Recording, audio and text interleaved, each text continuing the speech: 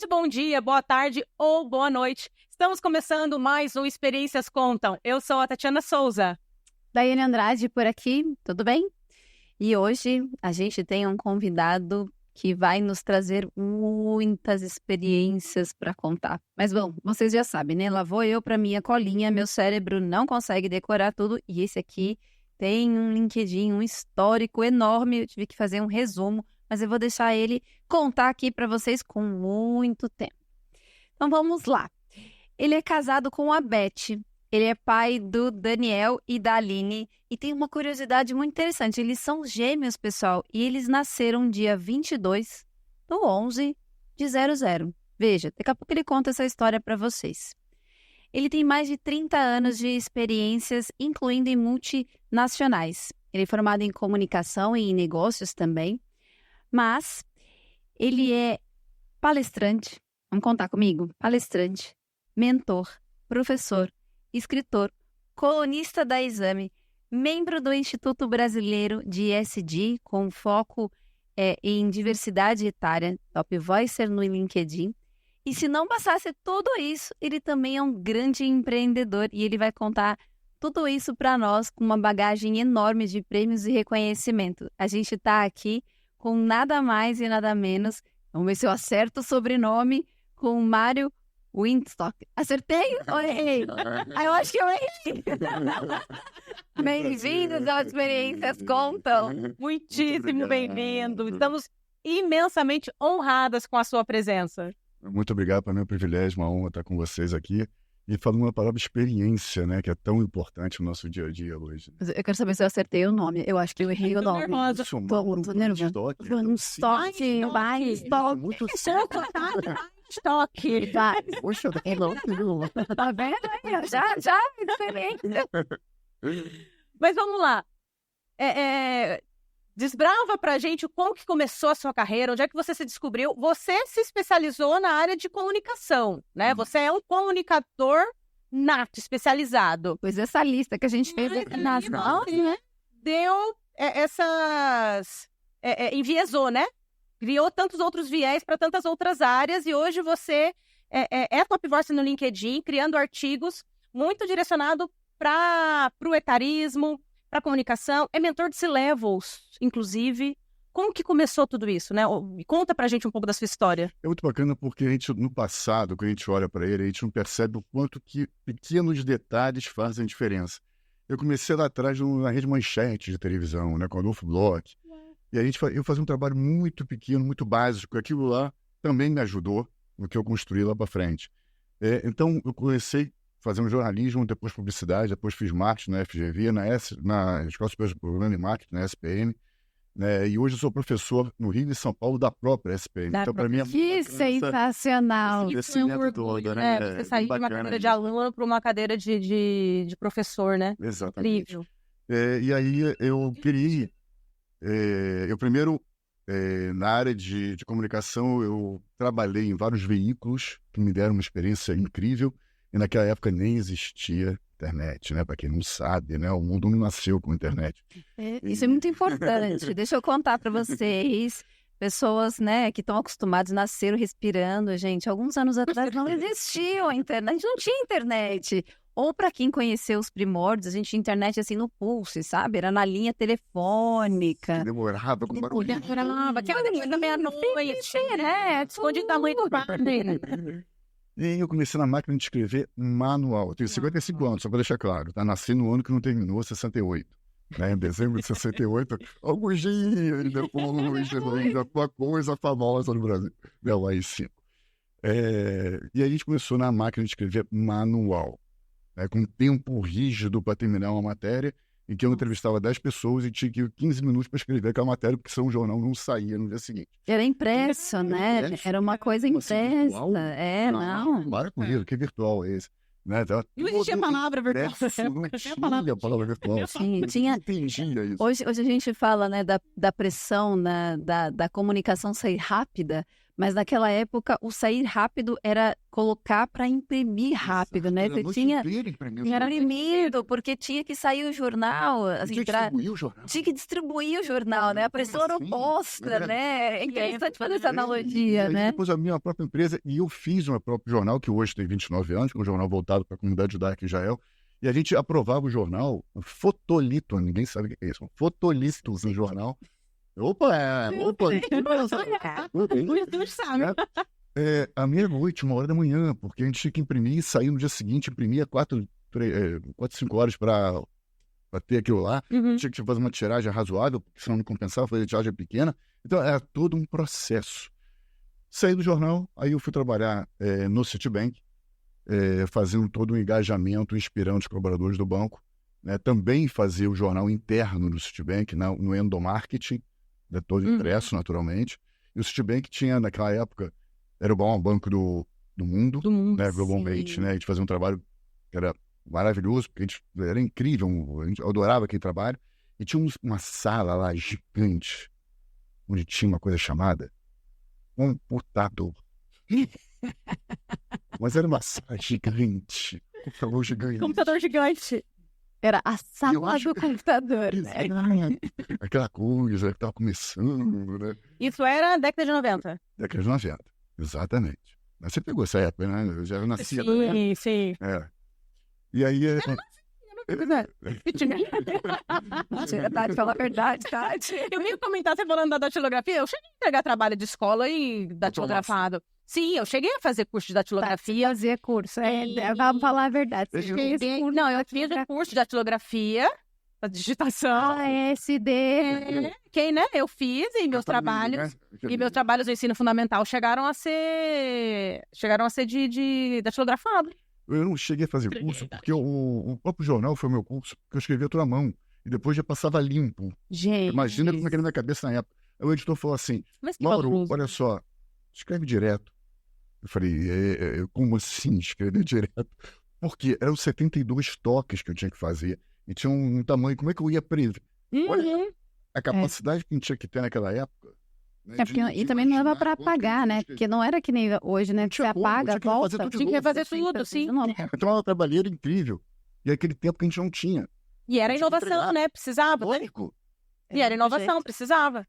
E aí no Citibank a gente começou a entender mais como é que funciona a gestão de pessoas, né? A integração. A gente fazia um jornal que era um espaço reservado na época para todo mundo. A gente motivava através de campanhas de vendas, de marketing.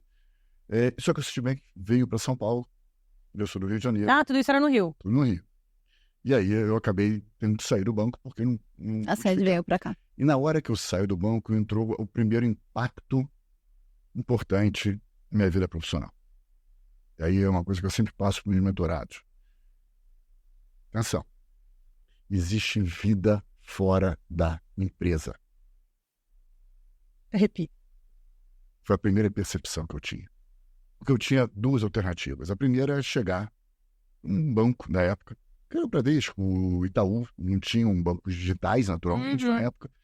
E aí chegava e falava assim, olha, eu sou Mauro do Citibank, eu queria uma vaga no departamento de marketing. Mauro, da onde?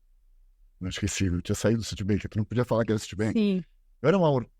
Mauro e qual o sobrenome? Que ninguém conhece. Eu não conhecia. Porque você trouxe para sua vida a ponto de trazer o nome da empresa para o teu sobrenome corporativo. Exatamente. E é isso que eu comecei a aprender. Então, como eu achei que na CLT, né, eu incorporei demais o nome do Citibank, eu tinha que me desvencilhar desse nome. Exato. E a alternativa era a segunda, que era criar minha própria empresa. Como assim? A palavra empreendedor não existia, era empresário daquela época. Sim. Maior ou menor, mas era empresário. Sim. E aí eu resolvi criar uma própria empresa. E aí eu percebi algumas coisas. Primeiro, aquela verba publicitária do Citibank, monstruosa, que a gente ganhava tantos prêmios lá, era zero na minha empresa, não tinha verba de marketing, não tinha verba para nada. Fornecedores que me programavam do dia a dia sumiram de uma hora para outra. Sim. Aquela equipe, né, que eu tinha no Citibank, né, o estagiário da minha empresa, eu tinha contratado no meu bolso, faturamento que eu não tinha. Que mundo era esse que eu não tinha percebido? Existia esse mundo. E o que eu levei do Citibank para minha empresa? Aprendizado. A experiência. o networking dentro do Citibank, porque não tinha network forte, não tinha rede social, não tinha nada. Não tinha LinkedIn. Não tinha nada. Né? O LinkedIn e o Google, só para entender, nasceram há 20, 30 anos atrás, no máximo. Né? Internet e idem, né? Então, nada disso era possível naquela época. Fala os primórdios, né? Exato. As buscas a gente fazia na Barça, né?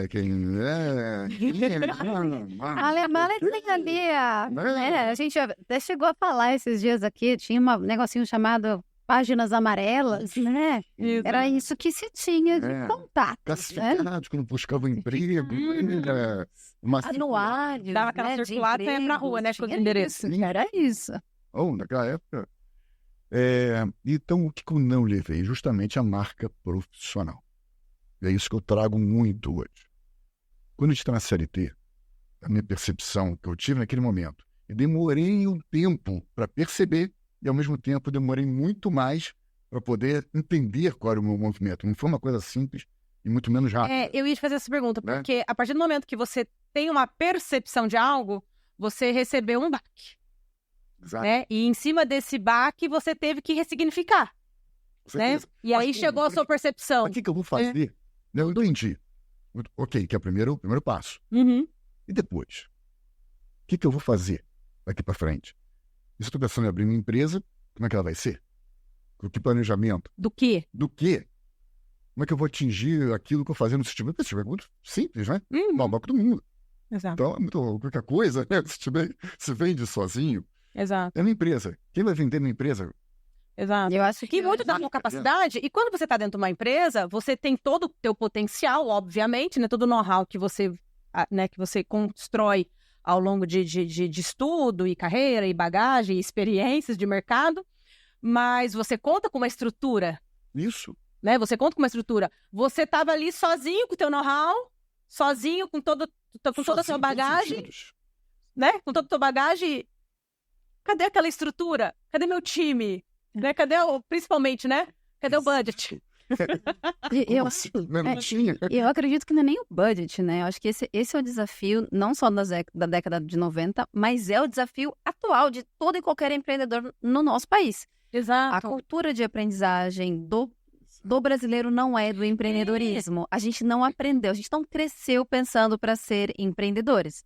Então, quando você se vê nessa situação que é, cara, vou abrir uma empresa, legal. A gente tem vários steps e a gente não sabe os caminhos desses steps. Então, por mais que você tenha o know-how do tipo, eu tenho uma ideia, legal. Como é que você desdobra essa ideia? Aí você tem que vender, você tem que gerenciar o seu capital, você tem que gerenciar o recurso, você tem que treinar o seu recurso humano, você tem que trabalhar o seu marketing. E hoje a gente tem um dificultador, né? O marketing digital, o offline, o como é que se desdobra. A sua capacidade se torna limitada. Não é porque você não sabe, mas é porque a estrutura de um Citibank tem uma pessoa para cada caixinha, você é uma que por mais que você, né, ali no Citibank ouvindo as pessoas falando, é diferente de executar cada um desses pedaços e ainda pensar em como é que você paga as contas. Com certeza. Porque o que dói é você como é que você paga a conta. Você nunca vai ser o especialista em cada um desses itens. Exatamente. Mais ainda, vamos desmistificar um pouquinho então a palavra empreendedor. O que significa isso? Porque empreendedor, parece que vou abrir uma loja, vou, né, fazer uma coisa, vou investir milhões para ser empreendedor.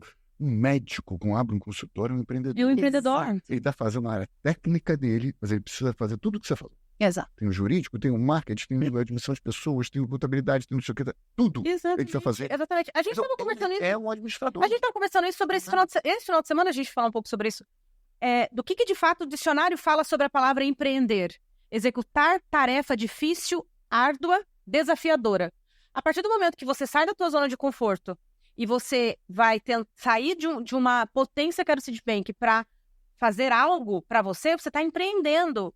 E eu creio muito que você empreendeu algo primeiro em você, para você ressignificar toda a estrutura que você tinha para o zero, ressignificar a sua cabeça, que você não tinha mais tudo aquilo, né? E você mentalmente falar, a partir de hoje eu preciso me gerenciar, porque eu não tenho mais um chefe. Claro. Eu não tenho mais... É muito gratificante, de um lado, quando você consegue ter um sucesso. Exato, mas é árduo no começo, né? Mas, claro, é um processo. Exatamente. Primeiro de entendimento, depois de aplicação daquilo que a gente está imaginando que vai ser aquele processo. Só que esse processo ele vai ter muito erro, porque a gente não está acostumado a ter situação. Exatamente. O empreendedorismo tem que ser uma disciplina básica na escola fundamental. Exato. Na escola básica. Né? Exato. Na educação básica. É. A criança tem que nascer com isso, porque Sim. às vezes pode abrir hoje um e-commerce, pode abrir alguma coisa então, que é relativamente simples e não envolve altos custos. Você precisa saber. Exatamente. Eu estava numa reunião outro dia numa empresa e que eu vou te falar exatamente isso. Por que eles não fazem uma capacitação para aqueles empreendedores não, aqueles profissionais que têm acima de 50, de 60, o que seja, para eles poderem mostrar o seguinte: você está na CLT, trabalhou 30 anos lá, ok, você agora se aposentou, perfeito, você não tem como ficar parado, porque de 60 a 90 anos você vai ter que fazer alguma coisa. Sim. Só que você sabe quais são as alternativas? Empreender, franquia, ser consultor, ser conselheiro, ser isso, ser aquilo. Você tem uma série de alternativas e que ela fala assim: cara, eu não tinha pensado na franquia. Não, eu não tinha pensado que eu podia ser conselheiro. Não tinha pensado naquilo. Porque nós Não tinha somos... pensado. Então começa a entender, Exato. começa a mergulhar em Sim. cada um desses universos, Sim. ir na feira de franquia, ir em algum lugar que você possa ter uma certa capacitação, para entender, para mim aquilo lá faz sentido, aquilo lá não faz sentido. Eu não quero investir porque a franquia tem... Ok, não tem problema. Por isso que eu falo que quando a gente está na CLT, a única certeza que a gente tem é que a gente vai sair da Exato. empresa. E é uma A cultura que a única gente certeza, precisa você trabalhar, né? Você não sabe A gente não sabe quando. Você pode sair daqui a um dia, daqui a um ano, daqui a 10 anos. Por vontade própria, por vontade da empresa, por vontade de uma pandemia, por vontade do mercado, por vontade do que seja. Agora a pergunta é, como aconteceu comigo? Sei, de repente. Foi uma decisão global. Não tinha a menor ingerência naquilo. Se você tem um plano B, guardado na tua gaveta, que está amarelado, né? Porque você já escreveu há muito tempo. E por quê? Porque você acha que vai sair daqui a 10 anos. Não tem tempo. E se aconteceu contigo, o que aconteceu comigo, e eu tiver que sair amanhã? O que vai acontecer? Você pega aquele plano B e rasga, porque não tem o menor sentido. Exato. Então, qual é a sugestão que eu sempre faço? Tenha sempre um plano AA. Ou um plano AAA. O que significa isso? Você tem lá a CLT, maravilha. Mas você paralelamente está validando alguma coisa. Você pode ser professor, entrar na sala de aula não deu certo. Ok, Testou. na CLT. Eu posso ser conselheiro, daqui não é para mim. Beleza, não tem problema. Eu estava com a mentorada outro dia, que ela estava nessa situação, estava muito feliz na empresa, e na mentoria ela falou assim para mim: olha, mas você está falando do plano AA e tal, eu já tenho esse plano A. Eu abri um e-commerce com a minha filha, executiva de vendas. Aí falei, tem 15 anos. Então minha filha vai tocando e-commerce, eu vou tocando nos horários e tal. Eu falei, então beleza, então maravilhoso. É isso. Mas, ela falou, eu tenho um dilema. Não é esse. Isso aqui eu já fiz. É que o meu e-commerce está me rendendo praticamente o meu salário. Uau. Eu saio da empresa e foco mais, porque sem o tempo, né, dedicado a Sim. ele, já está rendendo. Ou eu fico na empresa e vou tocando os dois paralelos. Aí eu olhei para ela e ela entendeu pelo meu olhar que eu não ia responder. E ela mesmo respondeu, eu vou ficar nos dois. Porque sem os dois, eu não tenho plano A. Ah, Eu ia exatamente. ter só um plano. Porque senão ela tem... Aí você precisa criar um outro. Ela queria um outro plano. Exato. Exatamente. Ela pode investir em startup, como qualquer um, pode fazer isso. Pode ser qualquer coisa. Mas crie um plano hoje. Não é amanhã, é hoje. Crie o seu plano A. É o principal recado que eu acho que eu posso deixar. Né? Não espera. Porque hoje, enquanto você é CLT, você vai falar que não tem tempo. Ninguém tem tempo quando é CLT. Mas quando você sai demitido, você tem todo o tempo do mundo, mas você não tem tempo. Porque você está ansioso, né? Que você está pressionado. Esse tempo você vai ter que tratar a cabeça. E aí A frustração. você não está tão concentrado naquilo Exato. como você poderia estar hoje. Porque hoje você está claro com o que você pode ter. Exato. Exato. Mesmo com todo o trabalho. É sacrificante, claro que é. Você não vai ter vários tempos para fazer alguma coisa. Claro que é. Mas é hoje que você precisa ter isso. Uau. Esse segundo plano, esse plano AA, pode ser alguma coisa que você domine, alguma coisa que você gosta de fazer, algum hobby, que pode ser transformado em um negócio. Pode ser até um trabalho voluntário, que você pode treinar, você pode testar. Você está falando de palestrante. Sim. Ninguém nasce palestrante, por exemplo. Você começa a fazer palestra, começa a fazer uma. Olha, eu vou ajeitar um pouco aquele slide, depois, layout. Você vai ajeitar o conteúdo. segundo momento, porque aquele conteúdo não foi tão adequado. Na primeira, na segunda, você está melhor. Na terceira, você está melhor. A quarta, de repente, pode ser remunerada. Exato. A quinta pode ser... Isso é muito legal. Isso é muito legal você falar. E aí eu quero trazer a atenção aqui da nossa audiência justamente para isso, porque esse podcast, ele nasce exatamente para esse propósito. A gente está falando de experiências. E muitas das vezes, você está ali trabalhando, entregando o seu melhor ali na CLT, e a gente acha que o que a gente faz é... Não, mas o que eu faço é normal, mas o que eu faço não impacta. Não, mas o que eu faço não é digno que eu ensine de alguém. As pessoas se limitam, né? E sendo que o conteúdo que a gente cria, que a gente constrói ao longo de tanto tempo de carreira, ao longo de tanto tempo trabalhando em algo, isso pode ser uma grande bagagem, uma grande experiência para ser contada. E uma inspiração. E aí nasce um palestrante, um mentor, né? Inclusive, como você disse, de forma voluntária, né? Eu te ajudo. Hoje eu estou numa posição mais alta, deixa eu ajudar a galera da base a subir, né? Deixa eu dar uma mentoria gratuita aqui, e aí eu vou me aperfeiçoando. Isso é muito bom, isso é muito bacana, e o propósito desse canal é exatamente isso, é contar experiências, no sentido que a experiência que cada um de nós tem pode agregar em muito ao próximo. Nós temos muito a ensinar e muito a aprender o tempo todo. Esse aqui eu acho que é um dos principais segredos, né, do profissional, porque ele tem que estar atualizado tecnicamente, sem dúvida, óbvio. Uhum. Ele tem que estar atualizado tecnologicamente, quando eu falo isso, da aplicação para o dia a dia profissional dele. Porque é uma coisa do celular. A gente compra o celular 15, vai usar o quê? Celular 15, nem 1% a gente usa. Não continua usando a ligação e... Exatamente. Eu para isso, eu só preciso saber a ligação e foto, eu não preciso do 15. É uma coisa, eu só preciso do aplicativo que eu vou usar no meu dia a dia profissional. Então eu falo da atualização tecnológica nesse sentido. Está atualizado de maneira geral das coisas que estão acontecendo, né? E ir para eventos, networking, marca profissional, mas ir presencialmente. Aí eu vou dar um exemplo muito interessante. Só voltando um pouquinho, eu abri uma empresa, aí comecei a fazer trabalhos de livros, de biografias que a gente publica. Eu não sou uma editora, mas a gente publica tudo, todo o processo inicial, até escrever. A gente escreve, se for o caso de biografia, faz todo o procedimento até chegar na entrega dos livros prontos. Então, já fiz isso para vários executivos, por exemplo, e é bem bacana porque muitas vezes no aniversário do executivo de 80 anos, 70 anos, a gente entrega a biografia dele, né? A família que sensacional! Emocionante a vida dele, né? E deixa um legado, né? Para a família, para ele, e na construção disso é incrível, a construção. E aí eu fico inventando uma coisa a outra, né? Então, mas é interessante porque são detalhes bacanas. O processo da biografia é muito interessante, porque esse profissional, essa pessoa, né, que muitas vezes deixou de ser profissional, ela vai lembrando do passado, lembrando das coisas que para ela tiveram significado, tanto do ponto de vista pessoal, como profissional, como familiar, e por aí vai. Uhum. Então é um resgate muito interessante da memória nesse sentido. E aí, dois casos a tua empresa ela era responsável de coletar todas essas informações e transformar isso num livro. Transformar num livro, uma biografia, que é de primeiro livro tradicionais, né, que a pessoa escreve, e também biografias, que a gente faz todo o processo, até entregar fora outros trabalhos. Que incrível, que máximo. É uma experiência sobre a vida de uma biografia. Exatamente, e tudo aprovado por experiências contadas. A editora, é uma experiências contadas, literalmente falando. A editora, ela faz a edição lá porque quer vender. Eu não quero vender nada, eu quero que o livro seja uma memória. Rigorosamente o que o biografado quer. Então, o livro não é meu, é dele. Então, eu apenas só ponte a ideia dele, né? Você pega as ideias e você dá a vida para isso. E aí tem dois casos interessantes. Primeiro que foi contratado pela esposa de um biografado para que a nossa equipe fosse lá e fizesse a biografia dele, um grande empresário da área de seguros e tal.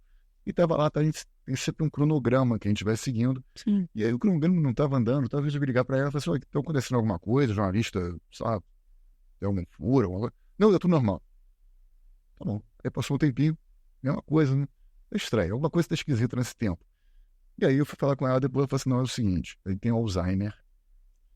Então ele resgata memórias do passado, que para a gente é fundamental, porque o João está fazendo esse processo. E agora ele não está numa situação e tal. Então, na verdade, nosso objetivo não era exatamente fazer o livro, a biografia dele. Nosso objetivo era fazer com que ele tivesse o contato com o jornalista e fosse E resgatando. fosse lembrando. Era uma terapia ocupacional, digamos assim, para que ele Eu acho uma conseguisse. história fantástica.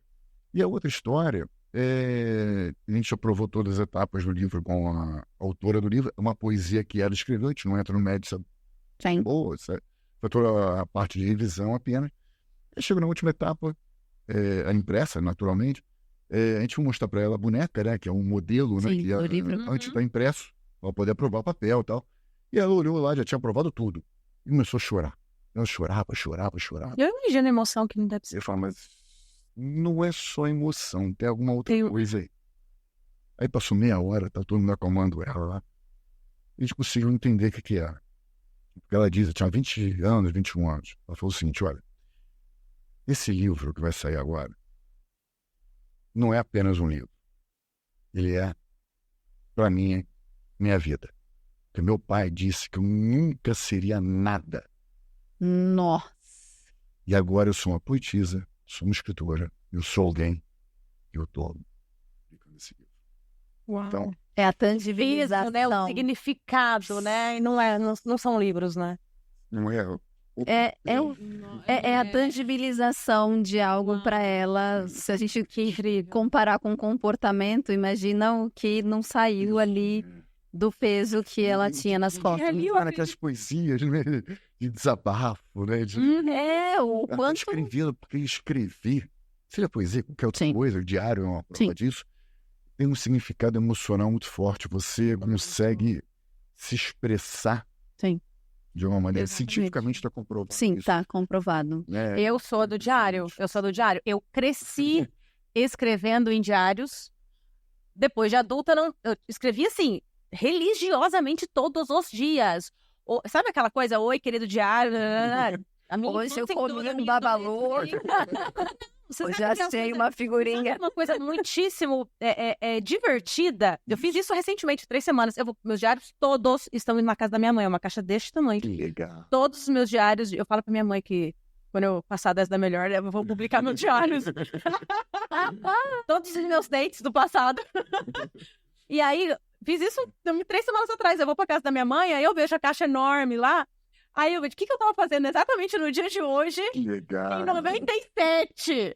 Aquelas letras assim, de menina As de tuas 13 dúvidas, anos. né? As tuas questões, Tudo. né? Mas é comprovada, velho. Hoje eu não escrevo religiosamente todos os dias, mas se eu estou muito feliz, eu escrevo. Se eu estou muito angustiada, eu escrevo. Se eu planos, assim, eu Nem escrevo você com muito. você mesmo. Eu tenho meu Mas caderno. vai para o artigo também, quando você tenho meu começa a mergulhar dentro daquela história, né, do artigo. Não, é incrível. O seu cérebro gosta, né? O seu cérebro gosta, porque quando você... Até se você tem um problema grande para resolver, quando você escreve, né? Ou você tá angustiada, Porque por muitas vezes a gente exemplo... tem uma dificuldade natural do ser humano que a gente se autobloqueia. Não tô pronta para falar, não quero me expor, ou não quero explodir. Cara, as letras, escrevendo assim, é maravilhoso, eu amo. Não, mas é de verdade, é comprovado, assim, existem terapias baseadas nisso. Você escreve e você, por exemplo, escreveu hoje, você tá pé da vida com alguma coisa. Escreve o problema. Não sei como resolver. Amanhã, se você ler, primeiro que o seu cérebro já decantou aquilo e você consegue ler e falar, olha, o pepino que eu achei que era um pepino era só uma cenourinha. É mais fácil de resolver. Exatamente. Porque você consegue discernir melhor. Aquela história do pote da gratidão, que você tem aquele pote, vocês já fizeram isso? Faço. Eu vou escrever, gente. Mas é o pote da gratidão, porque às vezes você tá muito, muito alegre, aí você vai lá e escreve lá pelo que eu sou grato hoje. Aí você escreve e coloca no potinho. Tem lá? Meu potinho tá lá. Aí às vezes você tá estressado, nervoso, querendo morrer.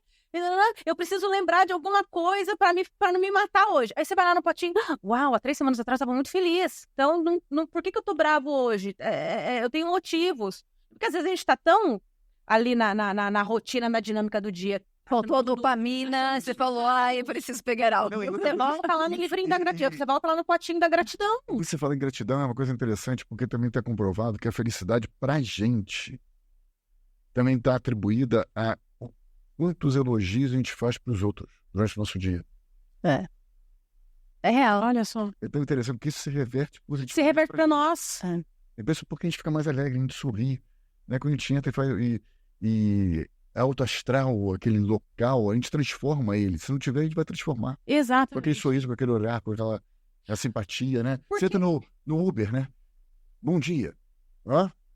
Ai, gente, eu sou a pessoa que Agora você entra no Uber. E aí, tudo bem? Mas você tá... Caramba, não é outra motivação que você entrou?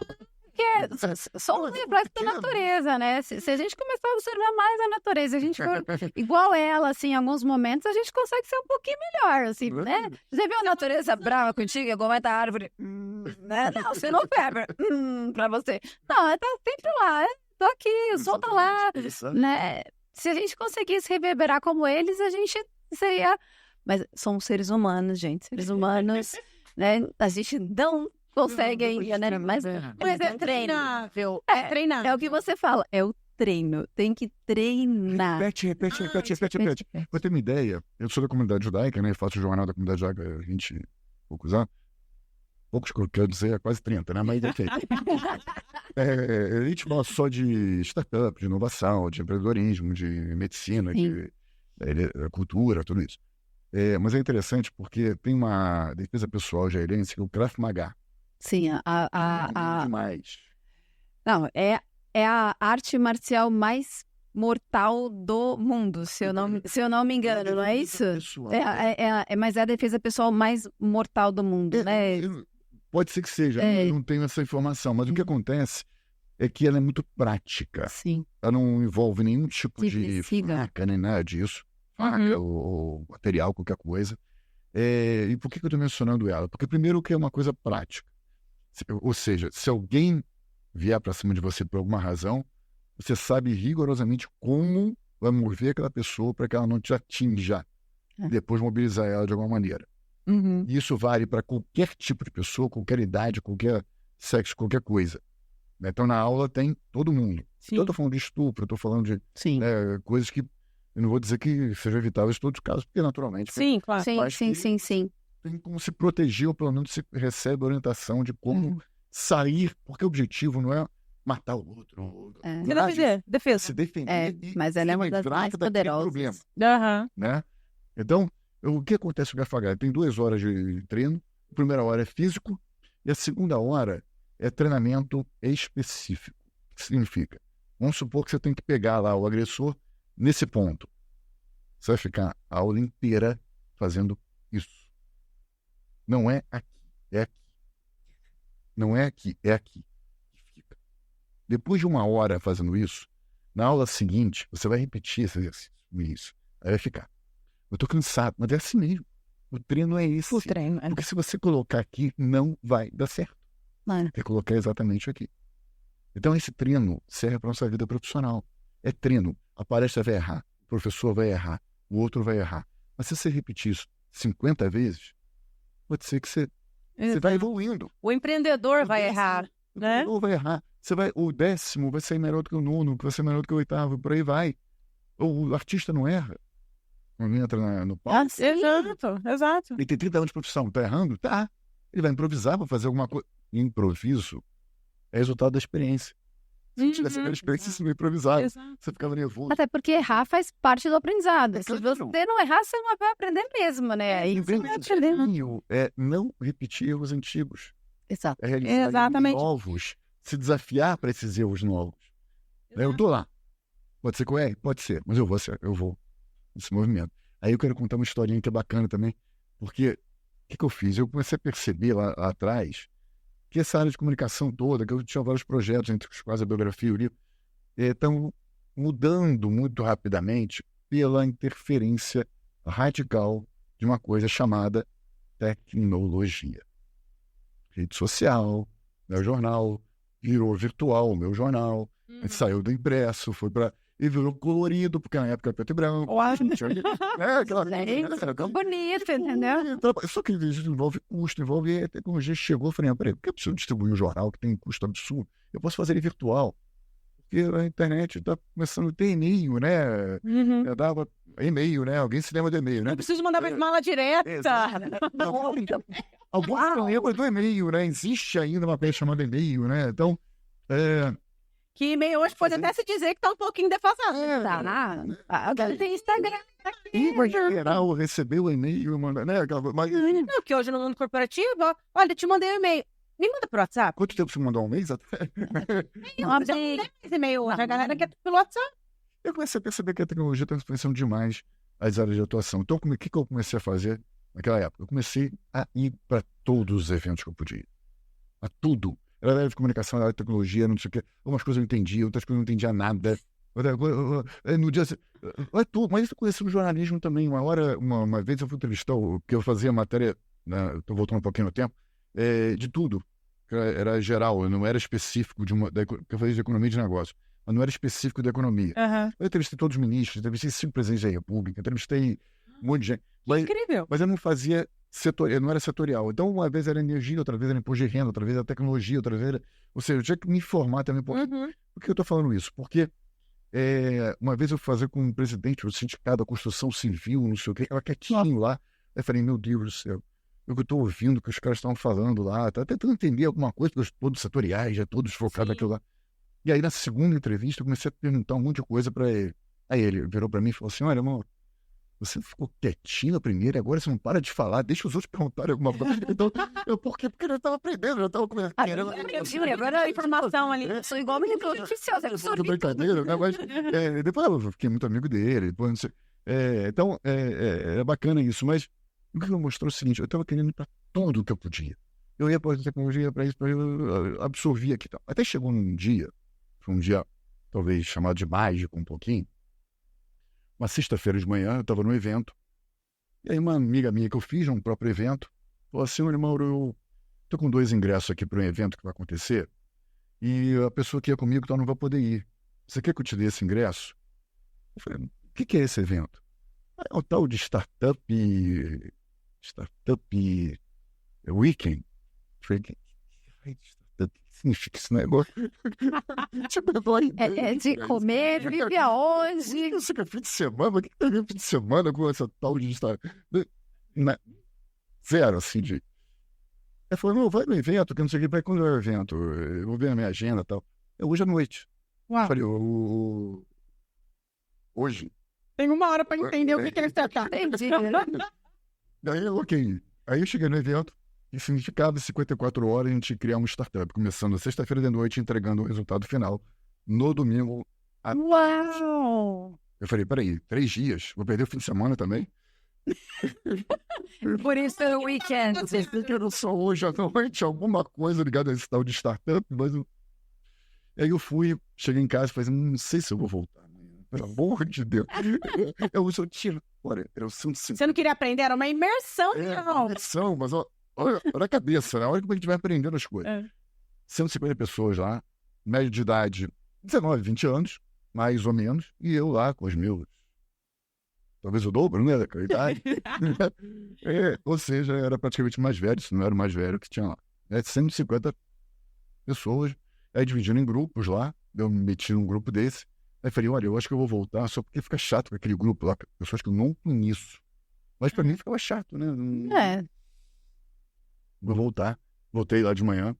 Eu falei, mãe, a gente vai ter que dar um jeito nesse negócio aqui, porque quem não sei quem alguém conhece aqui também no estúdio, um cara chamado Vicente Mateus, presidente do Corinthians, ele falava assim, que sai na chuva pra se queimar, né?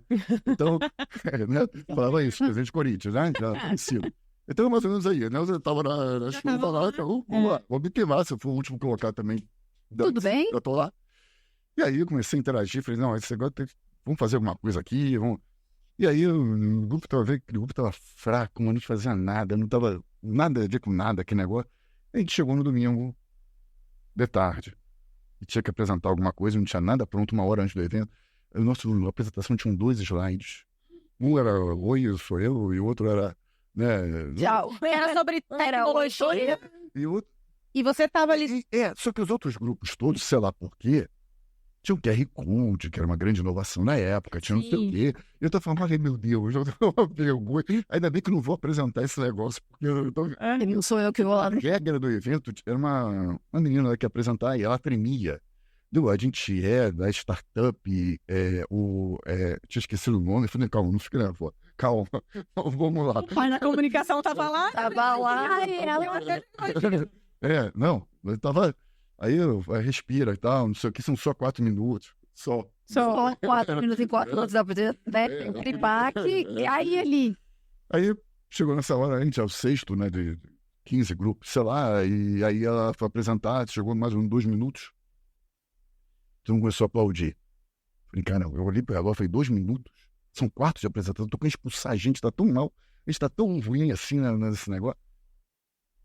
Aí eu fiquei preocupado com isso. Bom, acabou lá, ok. E aí, acabaram os 4 minutos, todo mundo começou a aplaudir de pé. Falei, peraí, o que houve aqui? Ninguém ouviu os outros grupos, a gente foi o primeiro colocado disparado. Primeiro colocado. Disparado. De jurado, de participantes, de não sei o que mais. Eu falei, mas opa! Nem você tinha entendido. Peraí, o que aconteceu aqui? Para que tudo. esses dois slides fizeram aqui? Porque uma coisa tá errada. Alguma coisa houve nesse evento, ela apresentou tremendo, 2 slides, e os outros tinham um monte de coisa. Eu comecei a tentar entender o que foi aquilo, porque foi totalmente unânime. Tanto que eu peguei o celular naquela época e virei assim, porque eu já sabia que era a primeira. Na hora que anunciava, eu já sabia que era a primeira, não tinha como. Aí eu saí de lá e falei, eu tenho que construir essa startup.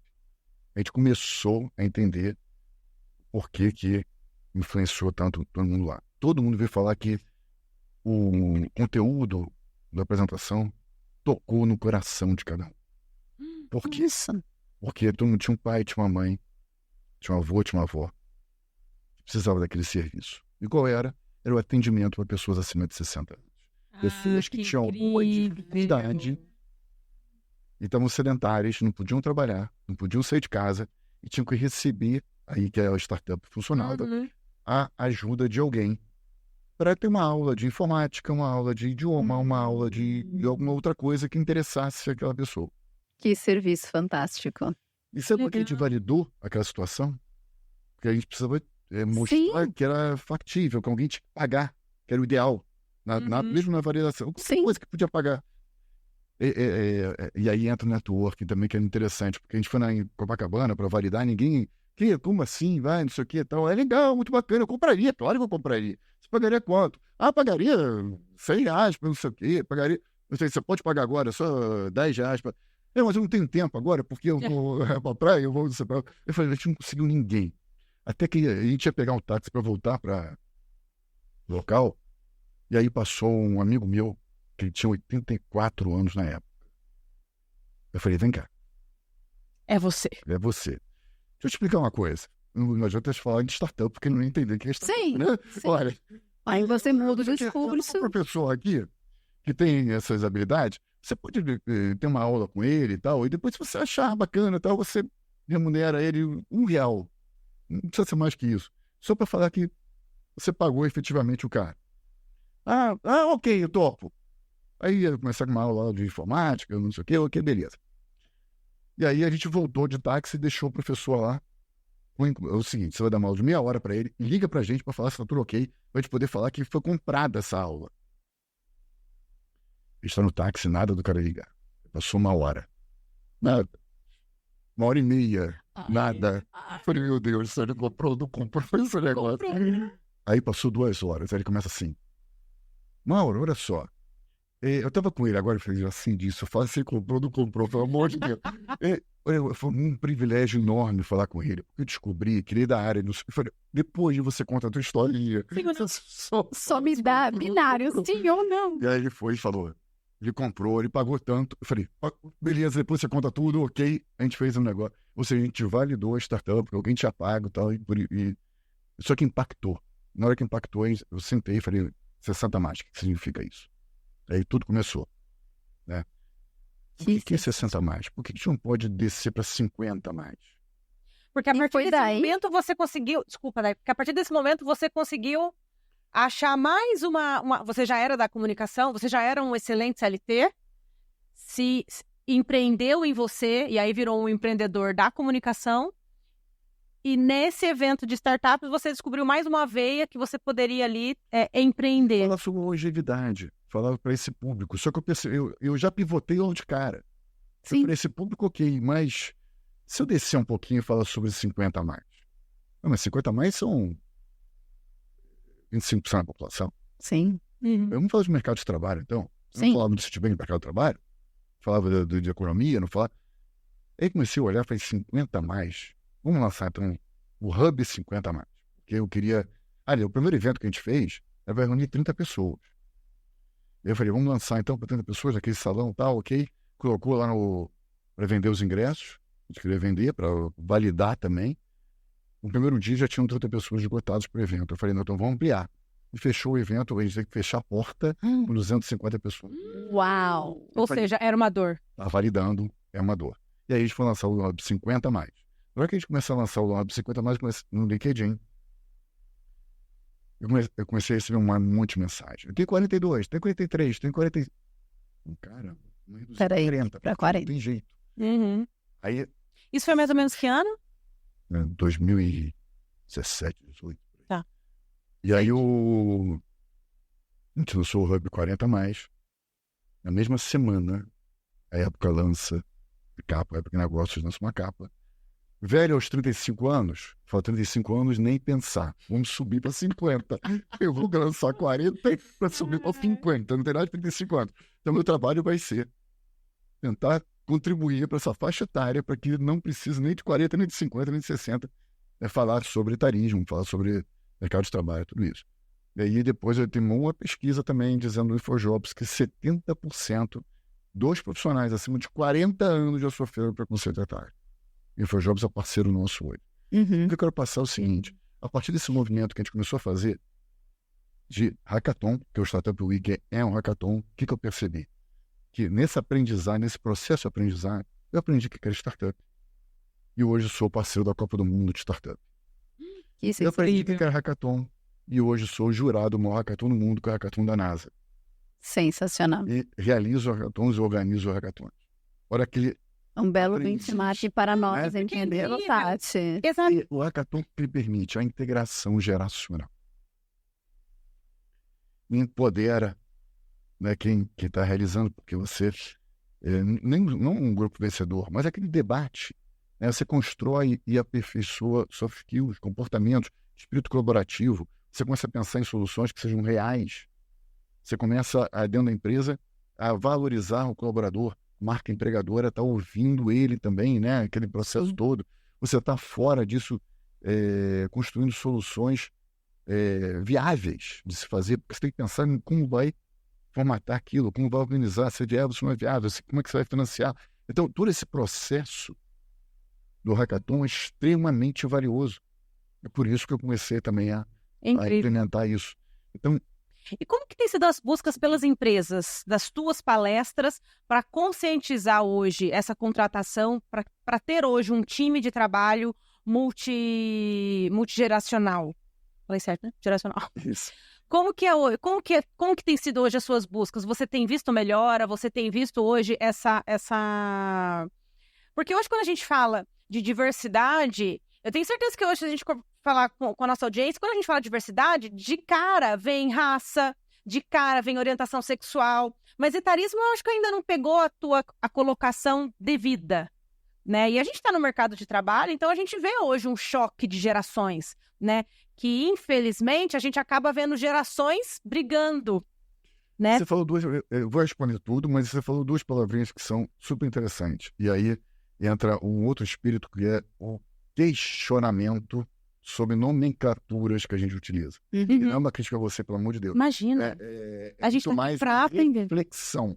E o que eu vou falar também não é que sou dono, e a posição, e claro que a gente está aberto sempre a debates e discussões. Primeiro, choque de gerações. O meu último artigo de 10 anos foi justamente isso. Vamos parar de falar do negativo, choque e conflito e falar de harmonia geracional. Exatamente. Então, trocar as palavras. O simples fato de trocar as palavras já traz um viés muito mais positivo. Sim, faz sentido. Faz todo sentido. Né? Então, primeiro é troca geracional. Outra palavra também que é interessante, fala mentoria reversa. Bacana. Sim, reversa. Quem é o primeiro? O mais velho em relação ao... Por quê? Por que tem que fazer reversa? Mentoria em mentoria. um aprende com o outro. Se Exatamente. você tiver que falar os dois lados, vamos falar mentoria bilateral, os dois ganham com aquilo. Você faz um, depois faz o outro. Não estou falando que é o primeiro, como é que eu vou falar que é o segundo? Sim. Então já há um preconceito embutido nesse termo mentoria. Nossa, eu nunca tinha pensado por esse lado. Faz tanto sentido. É porque eu falo isso. Por quê? Porque tem a questão que nós somos a geração mais jovem, é a geração que tem mais conhecimento, é a geração do Google, é a geração que está mais antenada, atualizada, tecnológica. Por quê? Porque eu vou começar Por quê? Porque nem muito tudo... interessante. Porque o que a gente vê hoje? O seu exemplo é extraordinário. Mas quantas pessoas hoje, eu acredito que hoje, quando você faz a sua mentoria, eu tenho certeza que você extrai o melhor deste 40 mais, desses 50 mais, que muitas das vezes está um pouco reativo para emergir na tecnologia, para se atualizar no mercado de trabalho, que a sua história, inclusive, é inspiradora, porque você passou por gerações. Você saiu da datilografia. Maravilhoso, mas é exatamente isso que eu quero falar. Você tocou num ponto maravilhoso. É o seguinte, eu não consigo me segurar. É isso. Eu vou acabar esquecendo, eu não posso esquecer. De jeito nenhum. Seguinte, você tocou em alguns pontos maravilhosos. Primeiro, o que significa isso que você mencionou agora? A adaptabilidade. Aquele profissional que passou por várias crises econômicas, que passou por uma inflação que tinha 3.000% ao ano. Aquele profissional que passou por várias moedas, aquele profissional que passou por queda de presidentes, de impeachment e de um monte de coisa. Aquele profissional que troca de preço. Um mundo que não tinha internet, um mundo que não tinha telefone celular. Sabiam disso? Não tinha telefone celular, telefone fixo. E vários outros processos. A riqueza desse profissional. Como é que hoje esse profissional se adaptou a essa nova realidade? Eu posso citar vários e vários exemplos. Vamos começar com alguns. Um profissional que eu recomendo muito que todos sigam. Walter Longo, profissional de comunicação, foi presidente muito tempo da Editora Abril. Incrível. Ele tem mais de 70 anos e faz palestra no YouTube sobre metaverso. Uau! E quando eu falo palestra, entra lá e vê quantas curtidas tem lá, mais de 500 mil curtidas no que ele colocou. É um profissional incrível. Eu estava numa palestra, fui fazer palestra aí também no mesmo evento, chamado Welcome Tomorrow, aqui em São Paulo. E ele estava de patinete andando pelo evento. Aí eu falei, Walter, vem cá um minutinho só. Você vai fazer palestra onde? Não sei o que. A gente começou a conversar. Ele ia fazer 2 palestras no evento, as 2 sobre metaverso, sobre tecnologia, sobre um monte de linguagem que o jovem não sabe, não entende a profundidade que o Walter dá, porque ele é da área de comunicação lá para trás. E ele é impressionante a capacidade que ele tem. Ele estuda e arrasa. Segundo, o head do WhatsApp da América Latina. Quem é? Guilherme Ron, que tem mais de 50 anos. O head do LinkedIn na América Latina. Milton Beck, que tem mais de 50 anos. O head da Amazon, que era até um tempo atrás, Alex Sapiro, tem mais de 50 anos. A gente tem então, absurdos. São profissionais que não apenas eles sabem tecnologia, que têm uma experiência vastíssima, se inventaram, mas que estão liderando as maiores empresas de tecnologia. Algumas globais. Sim. No Brasil, né? Mas algumas globais. Sim. Então é impressionante isso. E aí entra o termo que eu queria desmistificar um pouco também. O que são gerações? As gerações são blocos estereotipados de acordo com a data de nascimento. O ano de nascimento. Que sentido que isso faz? A gente nasce desde que ela se readequa, eu acho que no ano tal, e no dia seguinte que passou aquele ano, ela tem que se comportar de maneira diferente. Ela não é uma nativa digital, ela é isso, ela é aquilo, ela não sei. Será que todas as pessoas que têm 20 anos pensam da mesma maneira? não. Aqueles que têm 40 anos têm os mesmos objetivos de vida? Os 60 mais têm os mesmos sonhos, por exemplo? Se isso não acontece, as mulheres querem as mesmas coisas? Não, de modo algum. Mas você pode falar de pessoas. Academicamente é uma coisa, é outra história. Sim. Hoje a gente fala de geração beta, que é da inteligência artificial, fala de geração sanduíche, que é aquela que tem que cuidar dos pais e dos filhos, uma série de outras gerações. Mas estabelecer pela idade não tem o menor sentido. Eu acabei de dar esses exemplos. Sim. Profissionais acima de 50, quase 60 anos, 70 anos. Mas você acredita que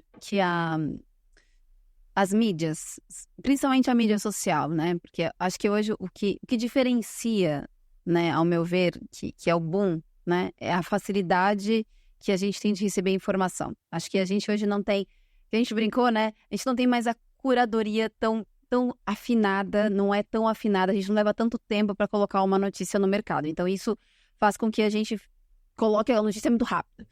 Você acredita que isso pode ser um motivo da gente, talvez, ter esses vieses inconscientes, do tipo assim, isso é um problema da geração, isso é um problema da idade, e aí a gente sofre com isso, ou a gente exalta esses resultados? Por exemplo, a gente tem um problema com o etarismo?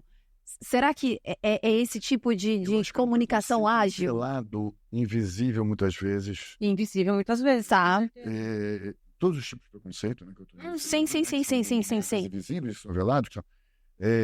E quando a gente fala da idade, a gente está falando da interseccionalidade de todas as diversidades. Sim, não, de Então, todos. A gente tá, sim. Então, todos estão envelhecendo. Graças a Deus. Graças a Deus, porque se a gente não envelhecer, a gente vai para um outro caminho, né, pessoal? Vamos lá. É velho que é o grande problema. Velho no sentido negativo da palavra. Isso que é ficar velho. Não, ficar velho é você não querer aprender, não querer evoluir, não querer mais ter nada. E aí, sim. Eu não quero ficar exatamente... Sim, se você não quiser envelhecer, só tem um caminho, né, pessoal? 7 palmos abaixo da terra, ou virar cinza. Exatamente. É sobre isso. E até falam, né, que o mais velho é aquele que é o jovem que deu certo, né? Porque é exatamente isso. Ele conseguiu. Adoro isso. Exato. Que deu certo. É maravilhoso. Mas o que acontece? Aí, pra mim, o que tem em tudo que você colocou são pessoas. Pessoas que têm 70, que têm 80, que têm 90. Tem sempre um exame na palestra, tem um youtuber de games que tem 90 anos. Ele atua pro Guinness Book. Que sensacional. Agora eu dou um exemplo para isso. Tem uma outra que abriu uma startup agora com 90 anos também, uma menina aí. Então, fantástico isso. Tem a ver com data de nascimento, com anos assim. Nada a ver De maneira nenhuma. Mas eu acho que quando a gente traz isso para o mundo corporativo, para o dia a dia, pessoas que não saíram da sua curva, né, como os grandes levels hoje, quando você traz para o dia a dia, existe, talvez em algumas organizações, existe sim a preocupação de trazer essas gerações, né, por assim dizer. Eu também não concordo com o termo, mas trazer as gerações para dentro do dia a dia, mas sem trazer tanto conhecimento. No sentido que, vou te dar um exemplo que a gente estava brincando do e-mail. A pessoa mais antiga, ela quer continuar mandando um e-mail, ou ela quer falar, ou ela quer preparar uma reunião para isso, sendo que o mais jovem fala, me manda um WhatsApp que eu resolvo. Não estou olhando e-mail. Eu sou do WhatsApp. Então, e aí joga esse jogo, mas é porque esses jovens agora não querem mais ler e-mail. E aí o cara, não, mas esse cara aí, ele é velho, e aí ele só fica me mandando, só quer tratar as coisas por e-mail. E aí começa o choque. E aí quando a gente traz isso pro mundo corporativo, acaba gerando um gap, um atraso, um gap de comunicação que em algum momento vai dar um gap até na receita da companhia. Inclusive, você fez, num dos últimos artigos que eu li da Exame, você falava exatamente disso, né? O quanto comprovadamente a receita da companhia pode ser até 35%, 30%, alguns por cento. Essa integração geracional. Se houver integração. Mas aí como que se faz essa integração dentro da companhia? Com respeito. Né? Como que... Com respeito e conhecimento. É exatamente por isso que eu defendo tanto o Hackathon. Hackathon, eu acabei de falar de uma empresa que eu estava agora, estava até falando com a Dai, que a gente propôs fazer grupos, cada um dos grupos abraçando todas as diversidades. Sim. Então, quando você une as diversidades, a gente está falando de respeito, de um entender o outro, um conversar com o outro. Exatamente. Vai ser um e-mail, não, a gente vai chegar numa... Se adequar junto, exatamente. Sim, o consenso. Isso, a gente está falando de uma ferramenta. Mais importante é o conhecimento que cada um traz. Se o jovem, em alguma situação, sabe mais daquela tecnologia, claro, tem alguns jovens que podem saber mais. Ele vai me mentorar, né? Vai me agregar. Ele vai ser o mentor de uma pessoa mais velha. E o outro vai ensinar muito para ele. Não tem aquele, obviamente, que a gente não pode deixar de falar, né? O estagiário. Sim, todo mundo. Incrível. Está dentro de uma startup. Né? O movimento todo de startup e ele exatamente com a lista telefônica. né? Que era a experiência que ele tinha. Exatamente. E o que ele fez? É incrível aquele filme. Com inteligência emocional, com tranquilidade, com equilíbrio, ele foi conversando. Ele exatamente. foi se impondo. Foi desacelerando. E para mim essa Não tem errado, tem a capacidade de interação. Exato. Então isso é fantástico, né? A gente consegue promover isso. Porque eu acho que, na minha concepção, isso é a diversidade sendo aplicada na prática. Porque eu Exatamente. saio de toda e qualquer classificação, e eu sempre comento isso aqui no podcast, que a gente tem que parar no respeito. Quando a gente para aqui no respeito, nessa linha de respeito, beleza, fechamos o quadradinho, assim. Por quê? Porque se eu trago a ideia, não importa de onde ela vem, vamos debater a ideia, vamos construir a ideia, vamos discutir o que dá para fazer dali pelo bem comum. Qual que é o bem comum? Atravessar a rua. Como se a gente vai fazer atravessar a rua? Vamos plantar a ideia. E pode vir de uma criança de 7 anos. E beleza! E mais ainda, pegando o teu gancho, que é perfeito, o que acontece é o seguinte: todos iguais vão pensar da mesma forma, as ideias vão ser as mesmas. E aí a gente quer resultados. Ou melhor, porque a gente está falando de pessoas. Eu não estou falando de gerações, eu não estou falando de raça, eu não estou falando de gênero, não estou falando de coisa nenhuma. Não. Eu estou falando de pessoas. Cada um de nós. Isso que eu acho que o mundo corporativo precisa incorporar. Somos únicos. Cada um de nós somos únicos e temos experiências únicas. Então, a tua experiência é agregadora para mim e é complementar para mim. A tua é diferente da dela e também vai ser agregadora para mim e complementar. Exato. Eu posso concordar contigo 100%, posso concordar contigo 90%, 60%, não importa. A gente tem que chegar nesse consenso. Exato. Tem aquela frase, que é uma outra questão também, que sempre tem que a gente ficar questionando. Para mim, o questionamento, não sei se é o jornalista, o sangue, né? Eu não sei o que é, mas eu acho que a gente, como profissional, como pessoa, a gente tem que questionar as coisas. Com certeza, Né? exato. Você pegar qualquer rede social, LinkedIn particularmente, fica sempre aquelas frases, né? E eu não tenho nada contra o autor da frase, tá? É só temos que aprender, reaprender, desaprender, e aquela frase, né, que fica circulando o tempo todo aí. Primeiro que eu não fico repetindo o que os outros repetem, né? Porque então tem que fazer algo autoral. Segundo, quem é que desaprende alguma coisa?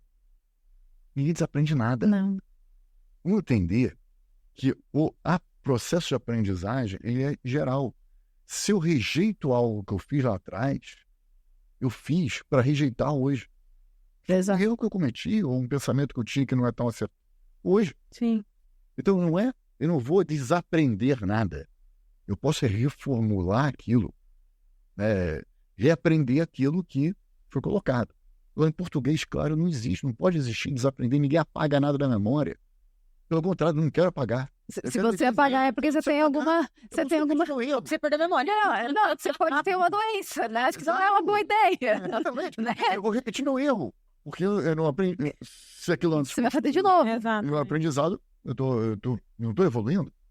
Exatamente. Então, é isso que a gente tem que começar a construir. Construir um modelo que seja positivo, um modelo que seja agregador, independente de quem está elaborando. As soluções vêm de qualquer um.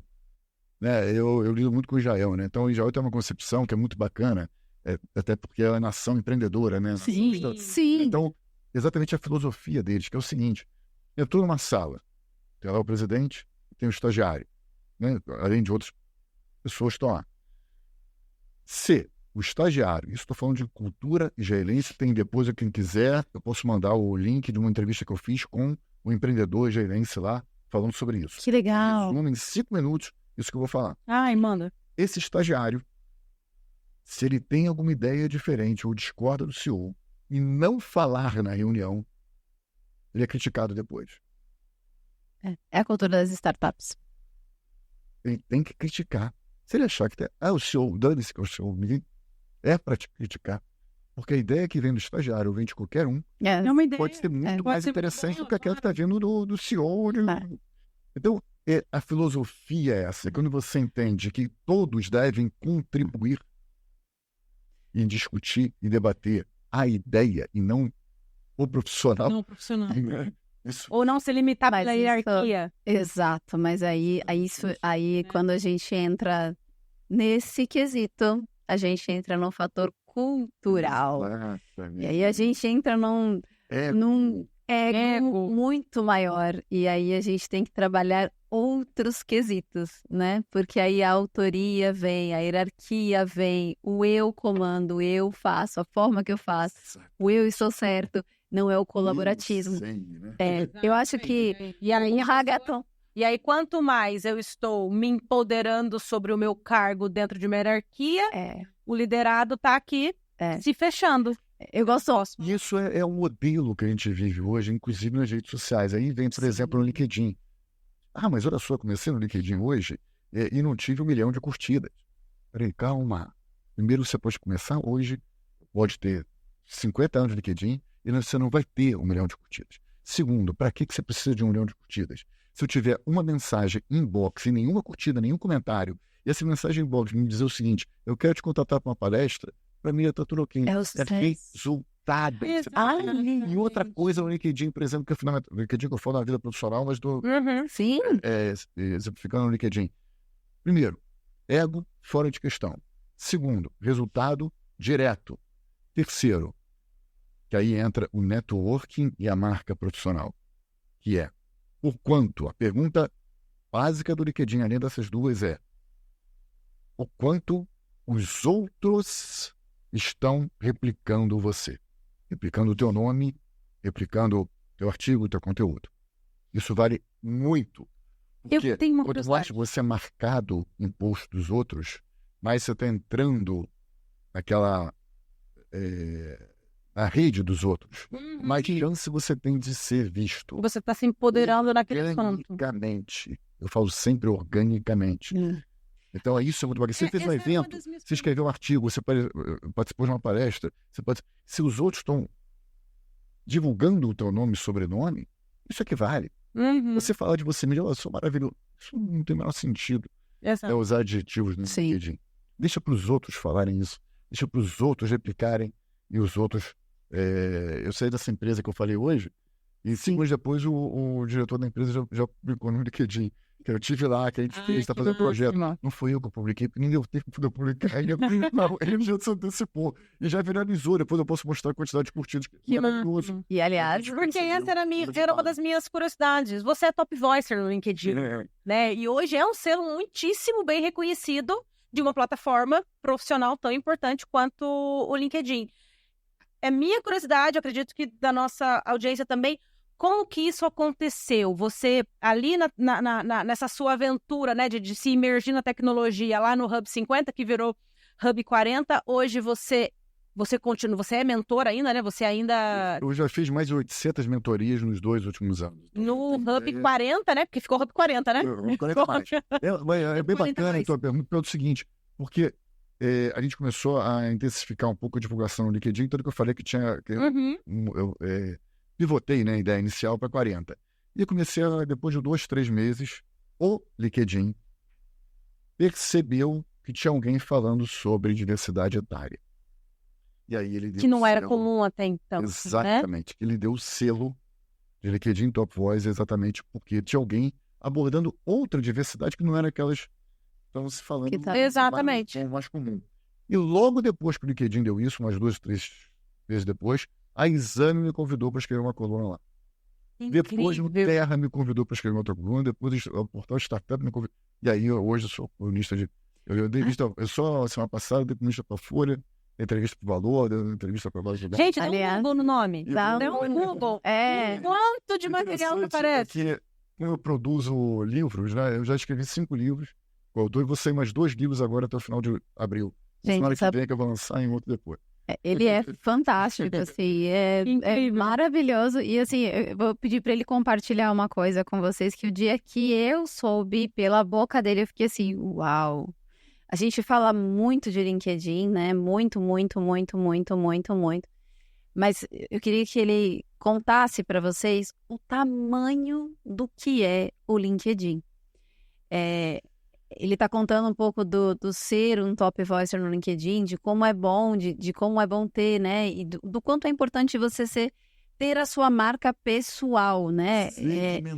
Segmentada. E ele trouxe... Quem você é no mercado. Quem você é no mercado. Ele trouxe um fator aqui, tenha o seu plano AA, né? Não deixe de ser você, né, para o mundo, né? Não deixe só você ser o fulano da empresa X, né? Não se atrele só ao CNPJ. A gente conhece todas essas teorias, né? Mas eu vou deixar ele falar quem é o LinkedIn em números, porque o dia que eu ouvi isso, eu fiquei assim, uau, isso daqui é um monstro, né? Mauro, conta para eles o tamanho do que é o LinkedIn e de como é importante, né, na marca pessoal estar lá, né? Não, é expectativa, porque você colocou uma coisa muito bacana, porque é o posicionamento. Né? Quando eu comecei lá atrás, eu não estava falando sobre ESG que tu não estava falando. Eu não estava falando sobre o S de social. Eu não estava falando sobre diversidade. Eu especifiquei diversidade etária. Quando eu convido uma palestra, eu não falo sobre nenhuma diversidade, eu falo sobre diversidade etária. Incrível. Né? Então, é o foco. Não adianta falar que eu sou profissional de tecnologia, sou profissional de marketing, sou profissional de... Todo mundo é de tudo hoje. Então, dentro da sua especialidade, o que você faz de melhor? E começa a projetar isso. O LinkedIn, respondendo, no Brasil, você sabe quanto tem? Não faço ideia. Chuta. Vamos lá. Meu Deus. Mas chuta. Aproximadamente. Ela não pode dar cola para você, não. posso. Vai. Ai, senhor. Vai.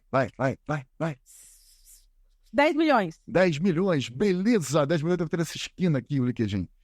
São 70 milhões de usuários no Brasil.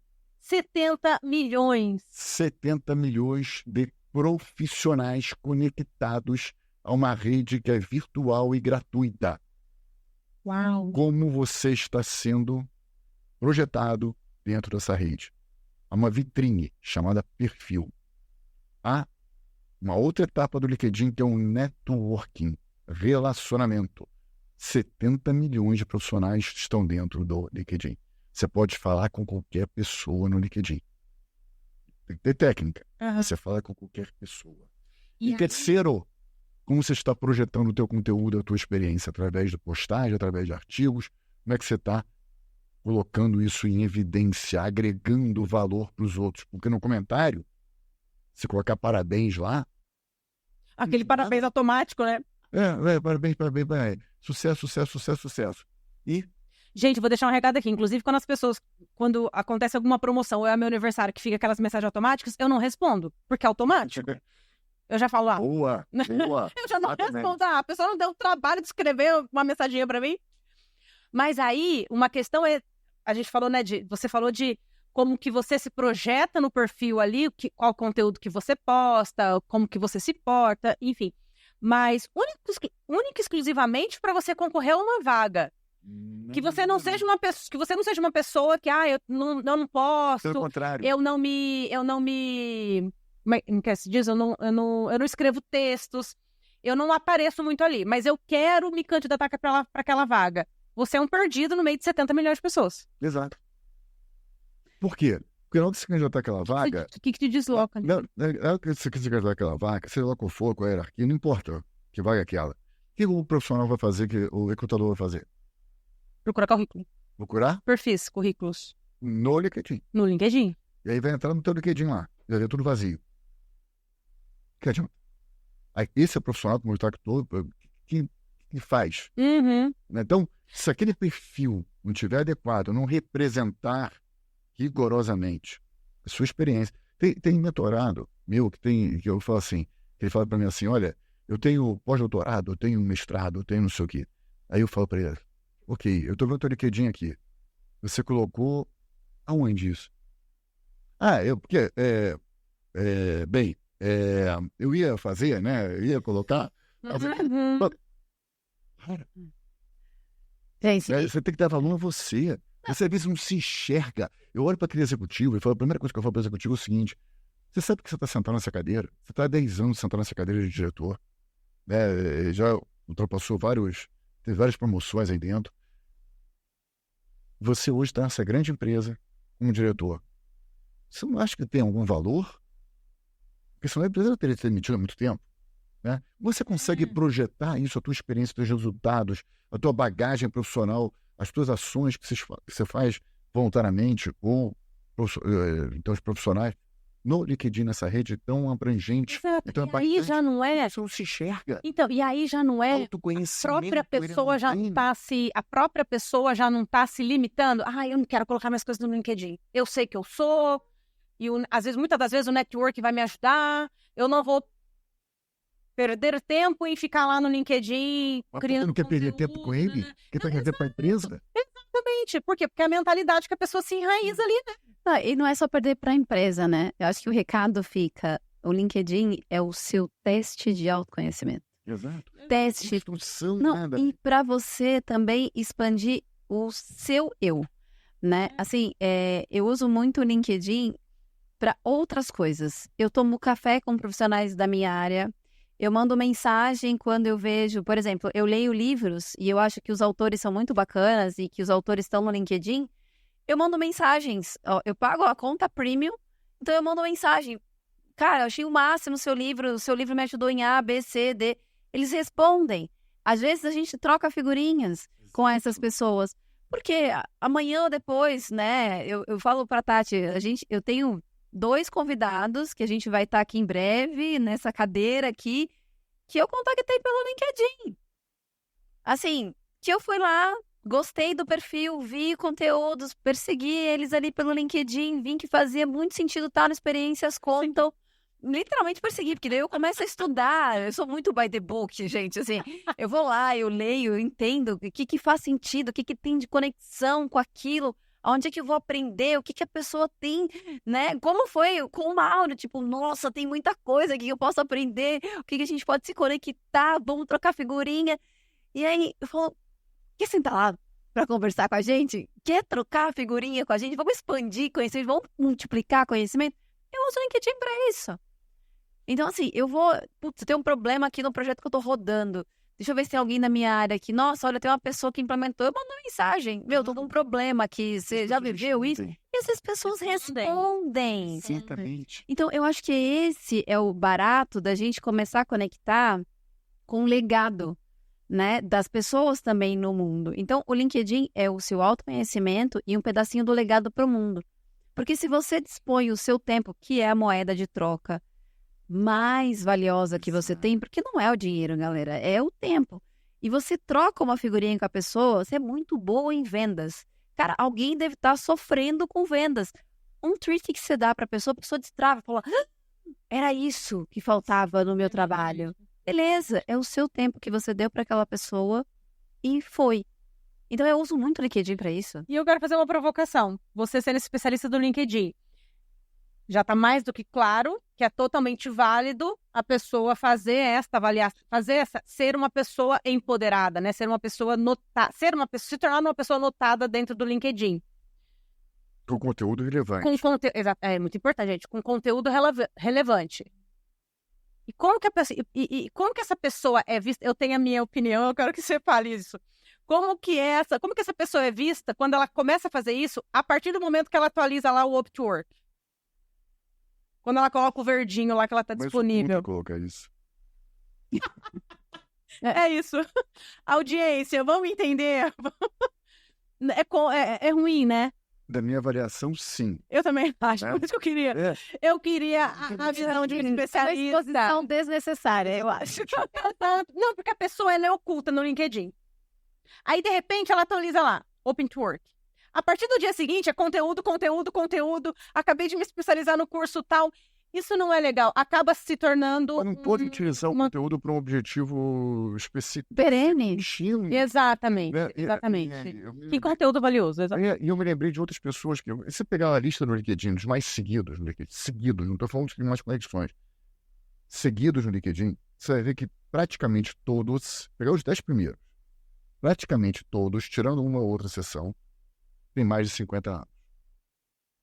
Ricardo Amorim, Nizam Guanais, Luísa Trajano. Nossa, eu parei aqui para fazer a...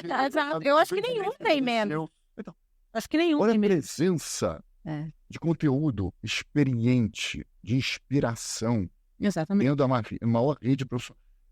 Ricardo Amorim é maravilhoso, né? Olha as contradições que a gente está falando. Né? São pessoas que são mais seguidas sejam mais seguidas, a gente está aprendendo com elas. Exato. Deveria, Exatamente. E elas não servem no mundo corporativo. Como que não, né? Olha que loucura uma coisa dessa. E eu falo muito, gente... Que inclusive é um negócio também, né? Porque como a gente está falando aqui de mentoria, existem consultorias que você paga para a pessoa te ajudar no LinkedIn. Sim, porque Né? também não faz muito sentido, porque você tira a espontaneidade daquela pessoa, porque ninguém vai conseguir escrever igual o outro. Não, exato, mas tamanho é um negócio que acaba que gera um dinheiro, por quê? Porque a pessoa acaba que não tem esse intuitivo, né? Que tipo, putz, eu Mas consigo quando o senhor formatar o meu importância, ele mesmo pega algum tempo para poder escrever. Não estou falando de coisas muito amplas, mas ele vai escrever. Você tem ou pelo menos muitos fazer uma exemplos aí curadoria de que pessoas vai escrever. Então, é muito bacana, porque a gente consegue acompanhar no próprio LinkedIn, absorve conhecimento de pessoas desse nível. Né? Você consegue trocar com pessoas que a gente não conhecia, que a gente não, né, ampliar os relacionamentos, o network. E são pessoas de fato que estão, como a Dai falou, são pessoas de fato que estão ali também dispostas a te responder. Claro, né? agregar. Porque de fato é uma rede. Entende a rede. Então, isso é muito bacana, né? E o potencial é imenso, não só para as pessoas que querem emprego, porque tem que ter lá, né? Mas emprego formal, mas trabalho. Parcerias e tal. Uma coisa interessante é que eu falei muito do aprendizado, né, do autoconhecimento, no próprio LinkedIn, quando a gente faz o perfil, a gente está se autoconhecendo, né? E da atualização tecnológica, atuação técnica, mas a gente tem que estar, na minha avaliação, disposto a ser muito abrangente em termos de conhecimento. E ir para vários... Eu falei dos eventos, né, que eu frequento, mas eu tento ir para tudo que eu posso hoje, não só os eventos. Sim. Então, por exemplo, olha o que acabou acontecendo naturalmente. Eu sou hoje conselheiro da Associação Comercial do Rio e de São Paulo, dos dois. Mas na área de varejo e tecnologia. Eu nunca atuei profissionalmente com varejo e tecnologia. Eu recebi já umas 3 premiações na área de RH. Eu não tenho nenhuma formação em RH. Mas tem eu recebi gente. Um prêmio de líder inovador em saúde. Eu não tenho a menor formação em saúde. O que eu quero dizer é que são áreas que a gente vai atuando de maneira indireta, vai tentando contribuir e aprender. Exato. Né? Então, quanto mais você se abrir, mas isso aqui é uma associação, vai! Como eu fui no Hackathon. Sim. Né? Olha, observa. Você vai fazer um network muito valioso. Exato. Uma pessoa pode conhecer a outra, pode indicar, pode... Isso é muito legal. Trabalho voluntário, você vai entrando, vai... Exatamente. Faz todo sentido. Isso é fantástico. Mas, sabe o que não é a nosso favor? O tempo. O tempo é a moeda de troca, mas ele vai embora, ele é escasso. Aqui a gente já estourou nosso tempo. Uma hora a gente brinca que aqui o tempo voa, literalmente voa. A gente vai ter que arranjar uma outra agenda tua quando você estiver aqui em São Paulo. A gente tem 36 horas, eu tento acreditar nisso. Eu vou ter outra agenda com você aqui, eu não sei quando, mas a gente sempre fala que a gente vai ter que guardar dobradinhas, assim, mas você vai ter que voltar. Uma hora é muito pouco. Uma hora é muito pouco para um currículo tão vasto como o seu. Gente, ficou muito assunto. Que com certeza a gente vai marcar um próximo. A gente brinca que a gente tem que fazer temporadas. Porque tem alguns convidados que, graças a Deus, a gente tem trazido tanta gente para esse sofá com experiências tão enriquecedoras que uma hora é pouco. Mas a gente já vai deixar, assim, um convite. Mas vocês não estão ganhando, né, de aprendizado, né? É uma aula pra gente. Para nós é fantástico, assim. De pessoas diversas, né, de áreas diferentes, né? Exatamente. Vivências diferentes. A conversa é extremamente rica. Mas esse intuito, assim nasceu o Experiências Contam, né? Porque com a minha experiência, que é diferente da experiência da Dai, e o quanto eu já agreguei a Dai, que a Dai já me agregou, que a gente já agregou, o time que trabalhou com a gente, e de tantos nossos amigos, e o quanto a gente se agrega com cada convidado que vem aqui. E quando a gente posta isso no LinkedIn, nas redes sociais, os feedbacks que a gente escuta, e, que sensacional, me agregou muito. Cara, isso é de uma valia, assim, absurda. Então, tem valido a pena, realmente, cada podcast. E você é uma das presenças, assim, que a gente sai com a cabeça explodindo. Então, muitíssimo obrigada pela sua presença. A agenda com ele, gente, não foi fácil, porque se vocês verem o tamanho do currículo desse cara, que como a gente bem falou, ele é um cara que palestra, que dá aula, que tem... Fica revistas, então, nem mora em São Paulo. Quase, Então, eu tô quase morando em São Paulo, porque semana que vem eu vou voltar pra São Paulo. Ó, a gente tem que pegar essa agenda de novo para trazer você para cá. Verdade, já vamos monitorar já. Mas, muitíssima gratidão por tudo que você entregou pra gente hoje. Muitíssimo obrigado pela tua presença. Foi de uma riqueza, assim, absoluta. Para mim é um privilégio estar com vocês. Muito obrigada. É um aprendizado, eu acho que é muito bacana para mim. Tá revivendo também isso, discutindo temas que são extremamente valiosos, né, e pertinentes no mercado, né, que a gente precisa absorver e aplicar, né, Exatamente. Enquanto mundo corporativo. Isso eu acho que é muito interessante. A gente precisa não é só a teoria, a gente precisa É a prática. E aí entra o recado final, talvez. Por favor. Que é o seguinte: cada um de nós, não estou falando de nós três apenas, vocês que estão nos ouvindo, é um multiplicador. Diferente do passado, que a gente tinha uma via só, a via de ida, tinha um retorno. Hoje todos nós temos redes sociais. Independente qual seja, temos LinkedIn, temos Instagram, temos TikTok, você escolhe o que você quer. E temos o WhatsApp também, que tem milhares de pessoas lá, em vários grupos diferentes. Você tem a responsabilidade, a obrigação de multiplicar os teus pensamentos e as tuas ações. Multiplicar, ser anti-preconceito. Não basta só a gente não ser preconceituoso, a gente tem que ser agentes da transformação e agentes da mudança. Eu não estou falando só do etarismo, eu estou falando de todo tipo de preconceito, seja ele qual for. Porque você tem hoje o poder através de todas as mídias, independente da quantidade de seguidores que você tem. Você, todos nós aqui, somos influenciadores digitais, influenciadores pessoais. Essa capacidade de expandir esse tipo de abordagem é incrível. Então acredite em você e seja um ator protagonista desse tipo de ação também. Uau, parabéns, sensacional. É verdade. Muitíssimo obrigada. Obrigada. Queridos, muitíssimo obrigada pela sua audiência, muitíssimo obrigado pelo teu valioso tempo. Nos sigam nas redes sociais, Experiências Conta, no Instagram, no YouTube. Se esse episódio foi valioso para você, compartilhe mais uma vez com alguém que faça esse conteúdo valer a pena. Muitíssimo obrigada. Mais um recado, Dai? Sim, a nossa patrocinadora, mais uma vez, Mônica Jardim, obrigada pelos nossos looks. Mais uma vez, muito obrigada por estar aqui com a gente. Pessoal, até o próximo episódio. Até já já. Tchau, tchau.